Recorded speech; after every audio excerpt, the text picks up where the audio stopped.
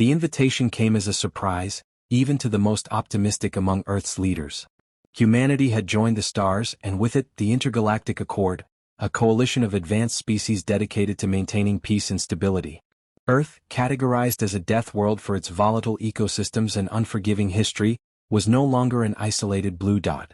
Now it had a seat at the table. But with that privilege came responsibility. The Accord's Deathworld Legion was the galaxy's first line of defense against existential threats, deployed only to the most hostile environments. Each Deathworld species contributed its finest soldiers, shaped by the brutal conditions of their home planets. Earth, as the newest member, was expected to do the same. In a sprawling United Nations assembly room converted for interstellar affairs, a hologram of the Galactic Council chamber flickered.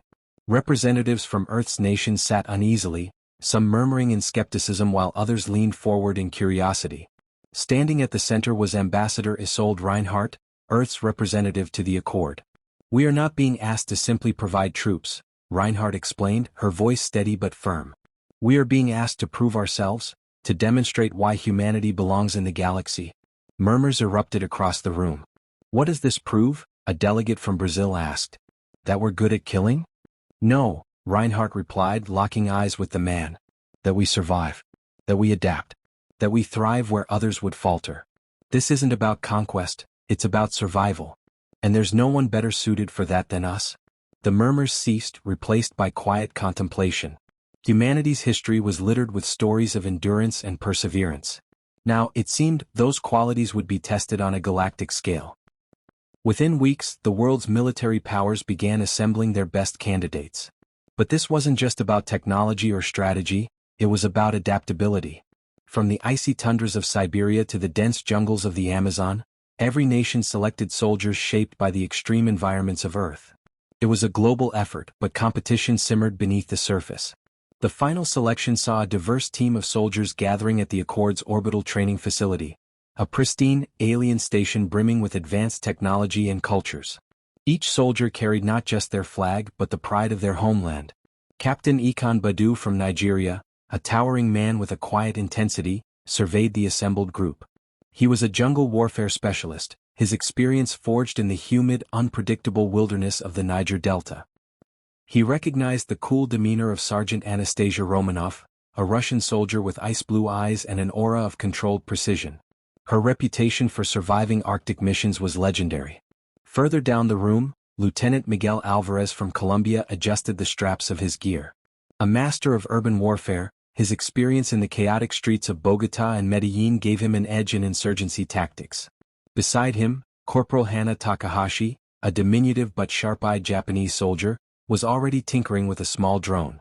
She was the team's technological prodigy, blending robotics with traditional combat skills. Despite their shared purpose, the air between them was heavy with tension. National pride clashed with the need for cooperation. These weren't just soldiers, they were symbols of their nations, carrying centuries of history and rivalry into the stars. "Attention," barked a voice. The team snapped to as Commander Calith Vran, a reptilian officer of the Accord, entered the room. His scaled form gleamed under the station's lights. "You are here because your planet is unique. You are its Deathworld soldiers. But make no mistake, your reputation is unearned. Your first mission will decide whether humanity stands with the Accord, or proves it doesn't belong." The briefing was swift. An Accord mining outpost on Zaltis 9, a world categorized as a Class 3 death world, had gone dark. Reports indicated hostile native wildlife, extreme environmental hazards and possible insurgent activity. Earth's Deathworld soldiers were to secure the outpost and rescue any survivors. As they prepared for deployment, Ekon approached Anastasia. "You've worked in hostile environments before," he said. "What do you think?" She didn't look up from her gear. "I think this isn't about the outpost. This is about us." "What do you mean?" "Someone's watching, Captain," she replied. "The Accord doesn't trust us. This is a test. And if we fail, Earth fails." Ekon nodded slowly. The weight of responsibility settled on his shoulders, heavier than any armor he'd worn. Failure wasn't an option. As the dropship roared toward Zaltis 9, the soldiers sat in tense silence. Outside the viewport, the planet loomed, a swirling mix of toxic green skies and jagged terrain. The atmospheric entry shook the craft violently, a grim preview of what awaited them. "We stick together," Ekon said, breaking the silence. No matter what's down there, we adapt. We survive. That's what we do. The dropship broke through the clouds and Zaltis 9 revealed itself in all its hostile glory. The team gripped their weapons, ready for whatever awaited them. For humanity's newest Deathworld soldiers, the mission had begun, and the galaxy was watching. The atmosphere of Zaltis 9 clung to the soldiers like a living thing. Toxic clouds churned overhead, casting an eerie green hue over the barren, jagged landscape. The ground cracked underfoot, emitting faint bursts of sulfuric gas. A relentless wind carried with it the cries of alien predators, their unseen forms prowling the darkness. Eyes up, Captain Ekon Badu ordered, his voice calm but firm. The squad moved in formation, their boots crunching on the brittle ground. Scanners in Hana Takahashi's hand chirped, displaying erratic readings. Magnetic interference is scrambling long-range comms, Hana reported. We're on our own until we secure the outpost. They pressed forward, each step sinking them deeper into Zaltis 9's hostility. Anastasia Romanoff took point, her sharp eyes scanning the ridgelines for movement. Beside her, Lieutenant Miguel Alvarez checked his rifle, his gaze darting to every shadow. This place feels wrong, Miguel muttered. Like it doesn't want us here. It doesn't, Anastasia replied, her tone as cold as the tundra she called home. The mining outpost was a ruin.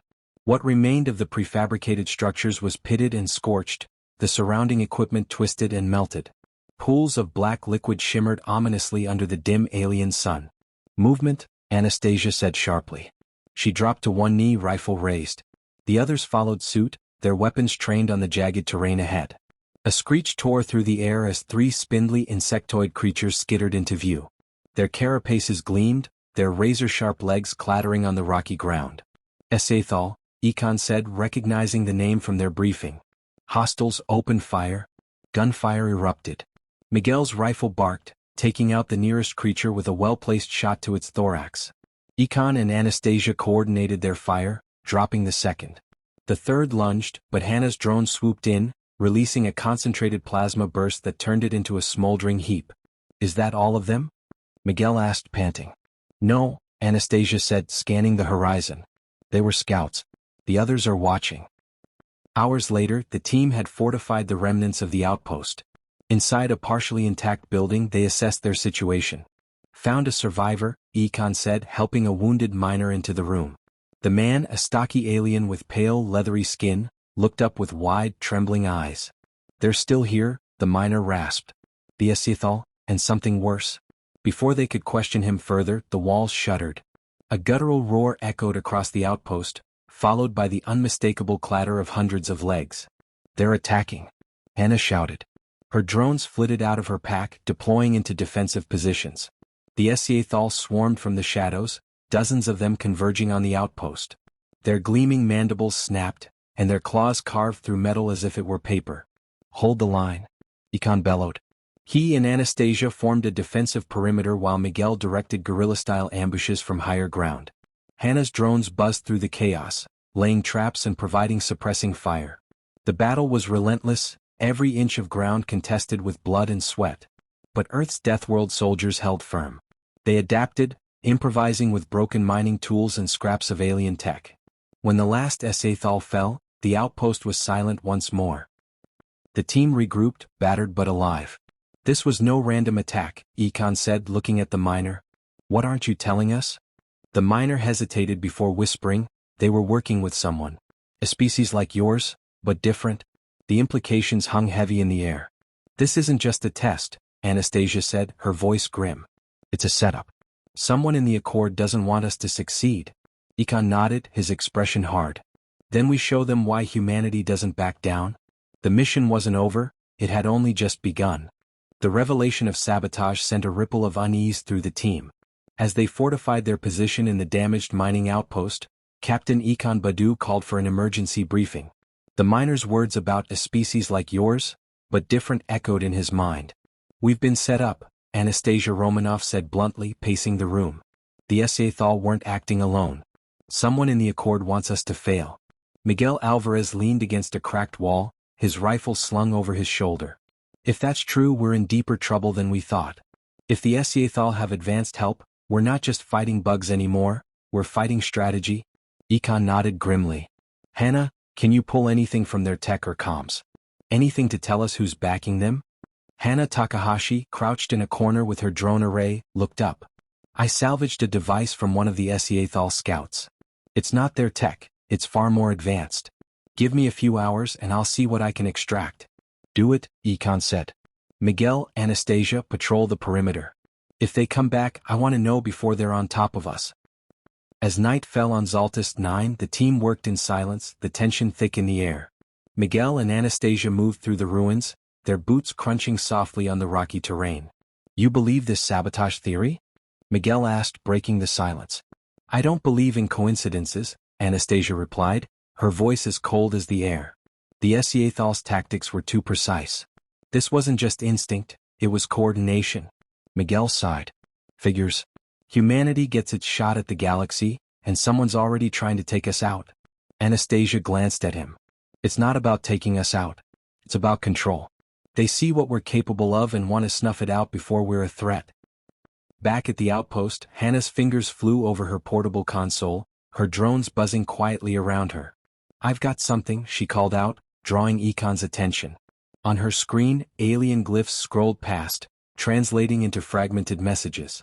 Encrypted comms. They're coordinating with someone in the Accord. Looks like resource drops, tactical advice, and this? She tapped the screen, and a map of the outpost appeared, marked with a glowing beacon. Ekon leaned closer. That's us. They knew we'd be here. Before they could process the discovery, an explosion rocked the outpost. The team hit the ground as debris rained down. Through the dust, the eerie green glow of the Seathal filled the night. This time they weren't alone. A new figure emerged, tall, humanoid, clad in advanced armor. The design was unmistakably alien, but the stance and movements mirrored those of a human soldier. Targets confirmed, the figure said in an unsettlingly mechanical voice. Eliminate them. Ekon scrambled to his feet. Defensive positions. Now. The battle was unlike anything they'd faced. The Seathal moved with newfound precision, flanking and exploiting weaknesses. The armored figure directed them, its weaponry cutting through the outpost's defenses. Hannah's drones buzzed overhead, unleashing a hail of plasma bolts that disrupted the enemy advance. Miguel used the outpost's ruined structures for guerrilla strikes, while Anastasia picked off Seathal from a distance with unerring accuracy. Ekon faced the armored figure head-on, his jungle-honed instincts clashing against its calculated brutality. Sparks flew as they traded blows, Ekon's raw strength pitted against the figure's enhanced reflexes. Who sent you? Ekon demanded, dodging a strike and countering with his blade. The figure's helmet tilted slightly. Your kind isn't ready for the galaxy. This is a mercy. With a roar, Ekon struck, his blade finding a weak spot in the armor. The figure staggered but detonated a flash grenade, vanishing into the chaos. When the dust settled, the outpost was in ruins but the team was alive. Hannah displayed the salvaged data. They weren't just trying to kill us, she said. They're sending data back, proof that humanity's dangerous, unpredictable. Ekon stared at the screen, his jaw tightening. We need to get this to the Accord. Someone's trying to frame us, and if we don't act fast, they'll succeed. Anastasia stepped forward, bloodied but resolute. Let them try. We'll show them what Deathworlders are made of. The fight wasn't over. It had only begun.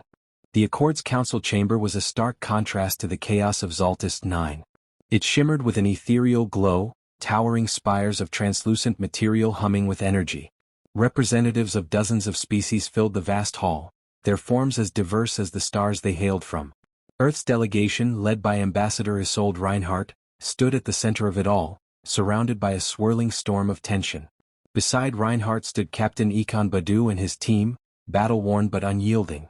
The scars from Zaltis 9 were still fresh, both on their bodies and their minds, yet their presence radiated strength. They had come to expose the truth. Ambassador Calithan, a Trinari representative with shimmering, almost translucent skin, stepped forward, addressing the assembly. The events on Zaltis 9 prove what we feared. Humanity, with its volatile history and aggressive tendencies, cannot be trusted in the galaxy's most sacred institutions. Their actions endangered lives and disrupted Accord operations. Murmurs rippled through the assembly, alien voices clicking, humming, and roaring in disapproval. Reinhardt raised her hand, demanding silence. Ambassador Calithan's accusations are baseless, she began. The mission to Zaltis 9 was sabotaged. My team has proof? She gestured toward Hannah, who stepped forward and connected her drone's interface to the central holographic projector. The room dimmed as the hologram displayed encrypted communications intercepted from the SEAthal. Alien glyphs translated into text, detailing resource drops and tactical advice from an anonymous source within the Accord. This data, Hannah said, her voice steady, proves that a faction within this council equipped and directed the SEAthal to attack our team and undermine Earth's standing. Calathon's expression didn't falter, but a flicker of unease crossed his shimmering features. And you claim this implicates me? These are wild accusations from a species desperate to justify its presence? Miguel Alvarez stepped forward, his voice cutting through the chamber like a blade. Desperate? We bled for that mission. We faced creatures designed to kill us, all while someone here was pulling the strings. Desperation isn't proof, but this data is. Anastasia Romanov followed. Let's not ignore the timing. Humanity's first mission, and it just so happens to fail under suspicious circumstances? The odds aren't coincidental, they're deliberate. The assembly fell into tense silence. Callie then opened his mouth to speak, but Ekon's voice rang out, commanding attention. You call us dangerous, he said, stepping forward. You fear what we're capable of. But let me tell you what humanity really is. We're survivors. We thrive where others fall. We didn't come here to conquer, we came to stand as equals. A murmur of agreement began to ripple among the other species. Reinhardt seized the moment. Earth's contribution to the Deathworld Legion isn't just our soldiers. It's our resilience, our ingenuity, and our unity. That's what we bring to the galaxy. The hologram shifted, displaying footage from Zaltis 9, the team fighting together, adapting under fire, and holding the line against impossible odds. The display silenced all objections. Calathon's guilt became undeniable when further decrypted files linked him to the Sabotage. The council voted unanimously to expel him and his co-conspirators, their plot exposed. Humanity, against all odds, had not only survived but proven its worth. As the assembly dispersed, Reinhardt turned to the team. You've done more than defend Earth's name. You've shown them who we are. Ekon looked at his team, battered but unbroken. This was just the beginning. Let them watch. We'll show the galaxy what Deathworlders can do. The fight wasn't over, but humanity was ready.